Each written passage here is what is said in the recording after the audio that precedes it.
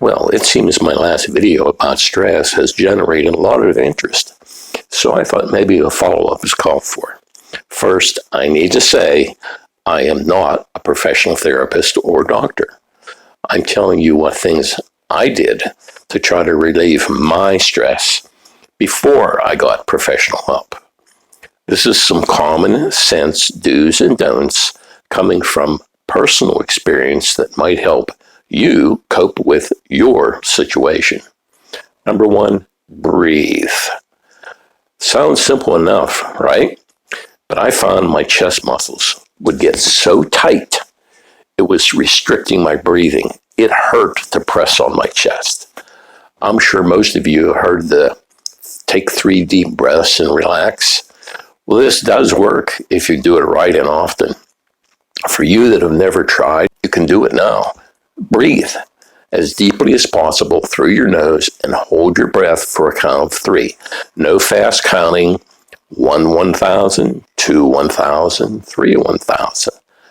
Now, let it out slowly and gently through your mouth. Repeat 3 times or more and try holding your breath longer. As you exhale, mentally create an image of stress chemicals flowing from your back, your neck, your shoulders, and your chest, flowing down your arms and dropping off the ends of your fingertips. You can actually create that feeling your chest, back, and muscles loosen. This is where we all hold our stress. Now imagine trying to blow up a balloon in a bottle. You can only expand it so far. That is why many times we all feel like we have to take a deep breath just naturally because our chest muscles are contracting like a rubber band around our lungs. That restricts our breathing. Deep breathing exercises will expand those chest muscles. Add this exercise with quiet meditation if you can. But I couldn't even think about meditating till I could get my body to relax, which was very seldom. Number 2, and you all know what I'm going to say. Yes, exercise. It's a dirty word for most of us because we can't get ourselves to do it on a regular basis when we know it will help. This doesn't mean you have to go to a gym or buy a bunch of gym equipment. Simply use your body against gravity. One of the best exercises is a jumping jack. Before I go any further, please do not start some strenuous exercise based on what I say. You know what your body can handle. And if you don't, ask your doctor. Other things you can do is to simply push against an unmovable object like a wall. The whole idea is to build tension in your body and your leg muscles to burn up and reset the chemicals raging through your body that are caused by your brain, which is producing hormones or chemicals to protect your body during the fight or flight stage of stress. It's natural to be stressed, and your body will calm down on its own in time unless you keep creating bad thought patterns. The stress hormones don't get a chance to dissipate, and you are wired constantly. Exercise of any kind that force you to breathe heavily, which takes us back to number 1, which is deep breathing. Note, please use your own common sense about your current physical condition. Consult your doctor if you haven't done any kind of exercise. I'm only informing you of things that I tried to get myself under control. They work, but my problem, I continued mentally stressing myself beyond what exercise could help with. When you're busy physically, you may not feel the stress. I was at my worst when I tried to decompress and relax. If you can relax and learn relaxation techniques, then by all means do them on a regular scheduled basis, even if you don't feel like you need it.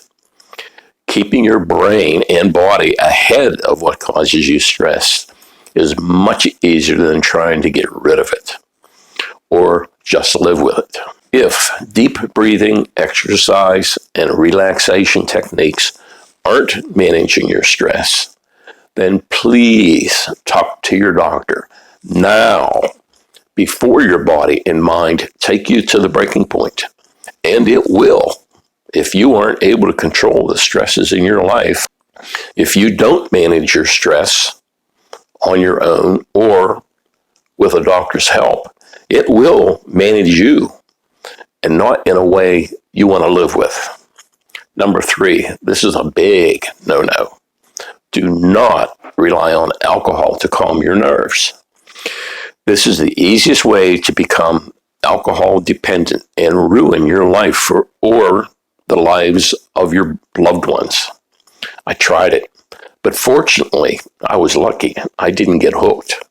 It's a very temporary situation for a quick fix. You just introduced another chemical into your brain that numbs common sense. And right now, that is what you need most. Do you find yourself saying often, boy, do I need a drink? Look out right now before you let yourself get any deeper in this abyss. Get on the internet on your own and look for a professional to talk to. Number 4, read up on the causes and cures of stress, anxiety, and depression. You have it all right at your fingertips. All the information you will ever need to help you understand what you are going through and why. Google it. Start today. Number 5, talk. This is extremely helpful. It helps you put things in perspective. Whoever you can get to listen to you can help you sort out reality from your emotions and imagination, which will play tricks on you. If you find yourself having what is called circling thoughts, this is when you talk things out to yourself, but you keep coming back to where you started. You put your brain on a gerbil wheel and can't get off. Your emotions have taken over your common sense. I could not get out of this thought pattern that I created. Talking to people helped stop the gerbil wheel from spinning. Again, this is the time to talk to a professional. Help is just a few phone calls away. Oh, how I wished I would have made a call to start things rolling to a better life sooner.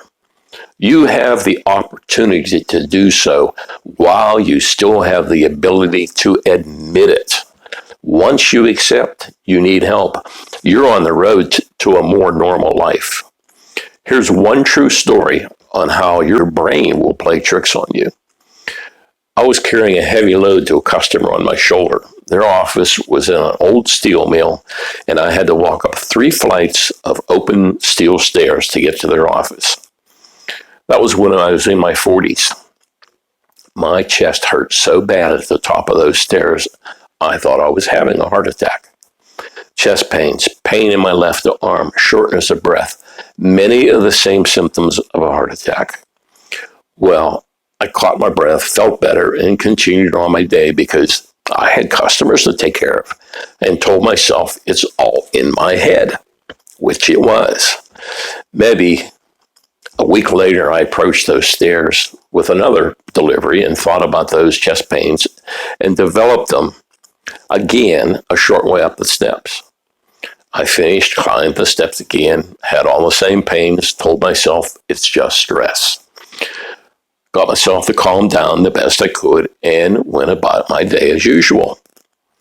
Every time I approached those stairs to make a delivery, I would get chest pains just thinking about it. I reached a point where I simply told myself, Jim, climb those effing stairs and have a heart attack and get it over with.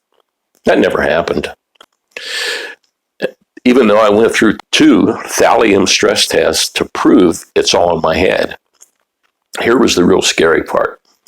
My doctor said, Jim, I'm worried you just might have a heart attack someday for real and ignore it because you'll just think it's stress. I did just that, completely ignored my usual stress pains, which I started to have every day. Sometimes just waking up, facing the day, brought on chest pains as I put myself back on that gerbil wheel because I had a business to run, so we could pay the mortgage, so we could make car payments, all the other everyday expenses we all incur to keep up with or get ahead of the Joneses. I kept telling myself, I don't have time to stop to take care of me because it's just stress. Get over it. I wish my doctor had been more forceful about seeing a therapist and took over my care when I was having chest pains. It's not his fault. I let my emotional brain get beyond logical common sense. Please watch this video over if you need to. Please share it. Please watch and share my last video if you haven't, to put this video in perspective. You don't have to expose yourself by commenting if that's a concern. I lived the nightmare, and I'm not anybody special. Well, you know what? In one sense, maybe I am. I survived in spite of myself, but only after getting professional help. You see, I contemplated suicide. Yes, me. Several times. Yes, those of you who know me are shocked, I'm sure. It shocks me to think back on it. What saved me was thinking about the pain I would cause my wife and family. Now, actually, to me, that sounds a little selfish, and it may to you. But I know we all have people in our lives that we would hurt in that manner. Don't let the pain of your stress and anxiety and depression outweigh the pain you would cause other people. Please don't let yourself get that far when help is available. All you have to do is ask for it and don't feel ashamed about it. It does not mean you're nuts. It just means you need a little help with daily life challenges.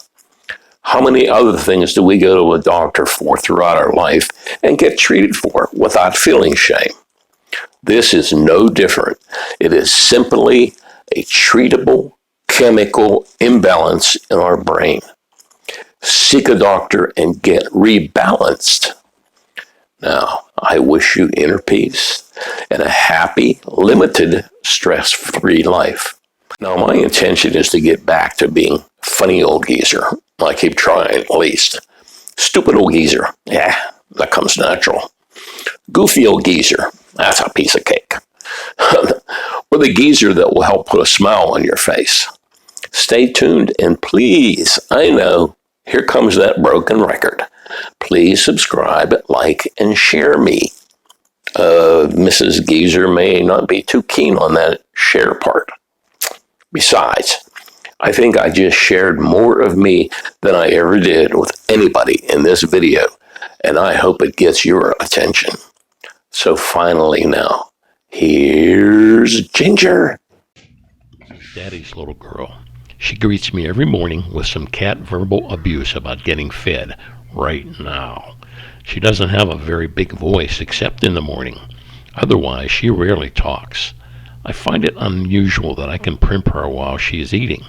If I don't comb her, she will find me and stare at me until I realize what she wants. I'll get out of my chair and she will lead me right to her bowl to get combed. She's a four-on-the-floor type of kitty and does not like being picked up. Doesn't get on the furniture, let alone on our lap, so I get most of my petting while she's eating. This is a ragdoll breed, and her fur is incredibly silky soft. We get some more petting time in the bathroom. Yep. Every time either my wife or I go to do our business, she's right there to get more petting. She's up against my right leg. When she's had enough, she goes behind my legs, moves slightly out of my reach, and sits there protecting me from any danger that might interrupt me in my vulnerable position. For my wife, the first thing she does is walk past her, then goes behind her legs and stops to get petting with my wife's left hand. Go figure. She's a cat. Got a bunch of names for her, like Kitty Kitty, of course, Furball, Pussycat, Putty Tat, Fuzzy Bum, Pretty Girl, and when she is bad, I holler, "Hey, you fuzzy little twat." But all she does is eat, pee, poop, sleep. What a life for Daddy's little girl.